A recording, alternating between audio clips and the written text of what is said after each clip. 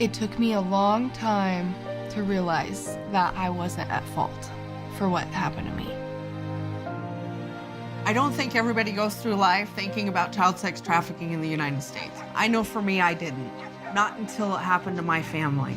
I always believed it was something that happened in foreign countries.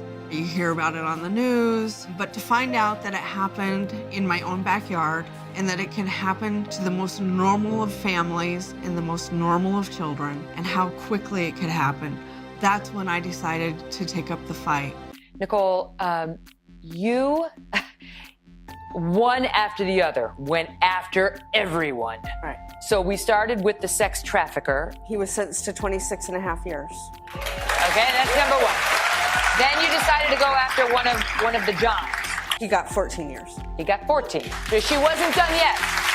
So now she decides she's going to go after Backpage.com, which no one has been able to bring down, notwithstanding the fact that it's been out there doing this for a long time. I soon came to realize that Backpage.com was going to do everything in their power to make sure that this bill wasn't signed.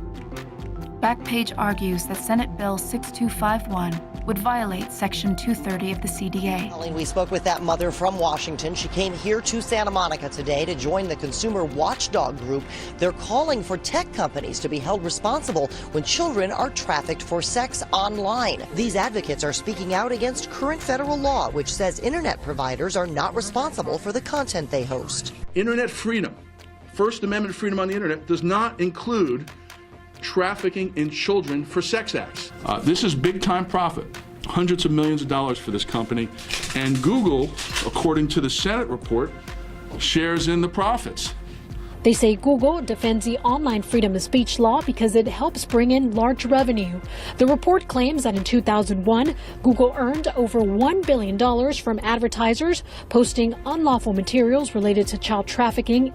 Federal judges all across this country have found in favor of Backpage, stating that they are protected under Section 230 of the Communications Decency Act. And like Jamie said, this law was passed when the internet was fledgling. I'm asking this question on behalf of Nacole S., whose story was featured in the film I Am Jane Doe. Will you support a narrow amendment to Section 230 of the Communications Decency Act? We think that the Section 230, as it stands, has actually been a great thing for both the ability of companies to be able to review their platforms and to preserve the right for free expression and free speech. We need to work together to change the law that protects this website.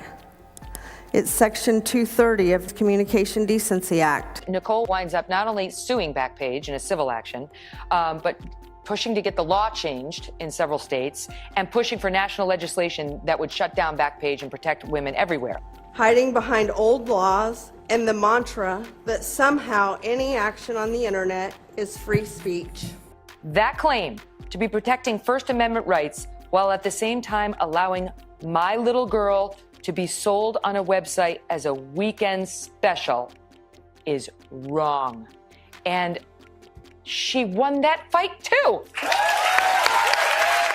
My daughter was trafficked at the age of 15, and by signing this, hopefully there won't be too many more. And I would like to thank all the representatives and the bipartisan leadership that it took to get this across the finish line and onto your desk.